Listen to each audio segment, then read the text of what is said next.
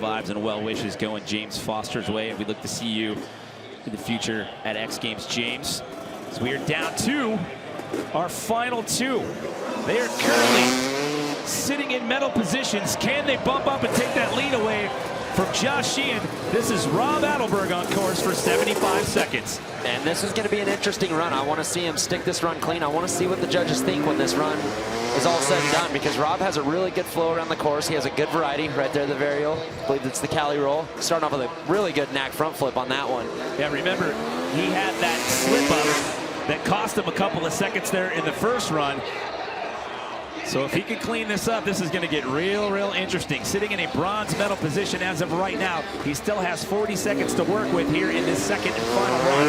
I had a quick chat with Rob about that foot hook. He said for some reason it just wasn't unlocking.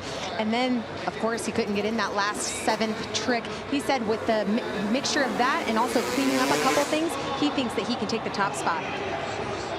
Yeah, this run going a lot more smooth for him. You know, huge no-handed front flip right there. He did a no-footed front flip, and that's where I want to see what the judges are going to do. Are they going to reward something like that compared to a no-handed double backflip? They got a tough job out there. Lining back up for this 75-foot step down with the cliffhanger flip. Can he get into the turn and get under power? Looking like this last one's probably going to count. No. Not going to make it, I don't think. But Not a great run. make it.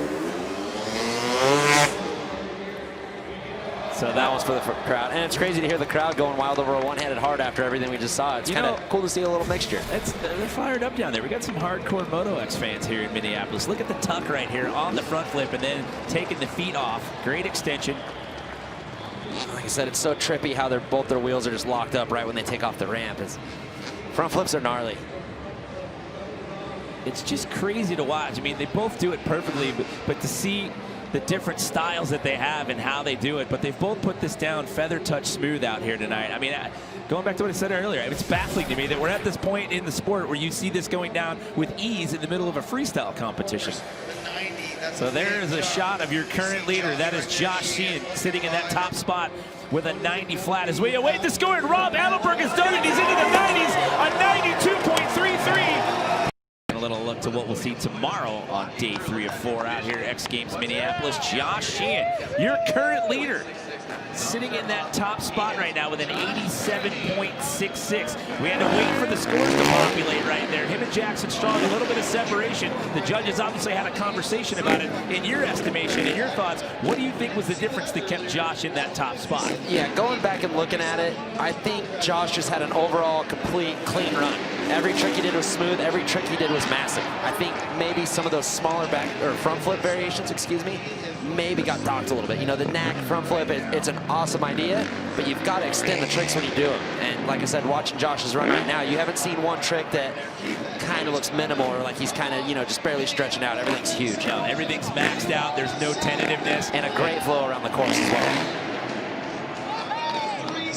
You know, like I said, a lot of these judges, they've ridden X Games, they've been out there, they're real particular. They're gonna award guys that flow around the course and be smooth. Guys, Josh was actually in disbelief during the split screen when they were waiting for that score on Jacko. He's like, why am I on the other screen? Like, Rob's in front of me. And then Bill goes down here and had to say, no, dude, you are in the top spot right now. Hello? He's like, what? I can't believe this. He's stoked right now, you guys. That's what he said. He is stoked. You said earlier he's a pretty humble dude, so that's a testament to that right there. I think it's funny that he didn't even realize that he was in first place and he thought Adelberg was ahead of him. Yeah, he's probably just so used to being in that 3rd to 4th place, he just kind of took it. But no, great run. He's riding so good, flawless runs. These guys are actually, now that I go, you know, I get caught in the new stuff as well. When guys are doing front flips, it's easy for me to just be like, ah, this is the new thing. This is amazing, but man, you can't discredit what Josh is doing. Obviously, the judges are, like I said earlier, they're breaking down the minutia. They're looking at every little detail, and they're giving Josh Sheehan the love out here tonight for good, solid, clean riding and great extension. Yeah, I love it. Guys, he also told me during that first run, he even messed up a little bit. He was in the wrong gear on his last pass, and so he said he was going to come clean this up, and he wants to remain in that top spot. I didn't see a mess up. Did you, Jimmy? I was going to say, if there was a mess up, I didn't see it. Take a look at these replays. I have not seen one slip up. Everything just looked dialed. He was clean, great landings, great extension, as you said. Oh, now he's excited. Now he realizes he's in first place. Well, if he doesn't realize it later on, at least he has Bilko down there to tell him. 90 flat. Hello, everyone. We are into the 90s here. I think missed a jump, so he has another run to clean it up, and we're about to watch Jackson Strong throw down right now. Well, again, the story as we talk about these two guys out here tonight, Jacko's front flips and front flip combos, and speak of the devil, a no-headed front flip to get this run started, and watch out, he's also got that double backflip in his arsenal as well. That was such huge extension on the no-handed front flip. Like I said, a front flip, you were tucking and just hoping the thing comes around, and for him to have his hands off that long extended, what a great trick. And both of those guys are lucky to do it right out of the gate. There's the double. So your first two tricks, you've got a front flip combo and a double backflip.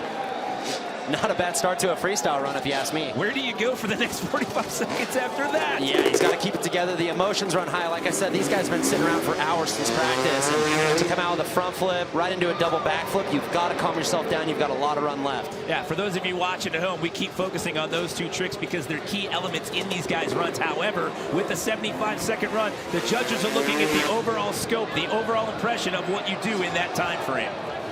Going for a knack flip as well right there. These guys have just elevated this game in the last couple of years. It is ridiculous how far they're coming along. Like the standard backflip tricks are almost out the window. Like the run we saw Tonka do is so impressive, and these guys are just above and beyond that. And one of the things that the judges are looking for out here tonight is execution. They see these guys doing the tricks, they make it look easy. However, these judges, they're looking at every little detail of how well they do these tricks. Yeah, all the judges out there, they've been in X Games, they've been in competitions, they know what they're looking for.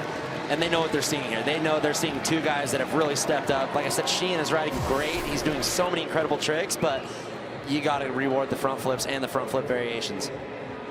Look at that. And again, to echo your point, takes the hands off. Great extension. And for how long he keeps them off of the bars. And look at that landing. It's perfect.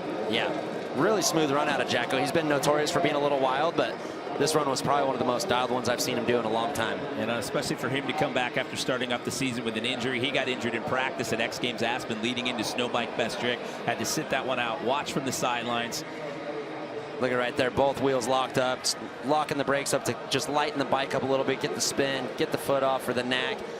That's probably what Rob was trying to do when he was trying to get his foot hook out there, was keep himself on the bike, because there's no way to have any leverage with that foot when you're doing the knack. Okay, so again, it's an 87.66, an 87 flat, and 85.33, but hold the phone, everybody. We're waiting for that score for Jackson Strong, and there is a shot of Josh Sheehan, your current leader. What do you think's going through Jacko's mind right now as he's looking at that leaderboard, waiting for the score to pop up? He's got to be stoked. I mean, he looks nervous, but he's got to know he threw down the run he was looking for. I mean, worst case, he has a little bit of polishing to do in the second run, but that thing looked pretty flawless to me. Yeah, and as we wait for that score, I still have to give props to Taka Higashino after crashing a double backflip in practice and coming into this visibly pain, and he's still sitting in a bronze medal right now with a score of 85.33. So your current leader, Josh Sheehan, on the right. The man we just saw take his first of two attempts, Jackson Strong, on the left. It takes a while for this score to come in. That tells me that the judges are having a conversation over there in that booth. Yeah, I mean, these guys' careers right on what they think and their opinion is, so they want to make sure they're thorough with it. I'd rather see them take a little bit of time and get the scores right than rush it and be a little off. Well, the best possible run score you can get is 100. So an 87.33, and after all of that, it's not going to be enough to overtake Josh Sheehan.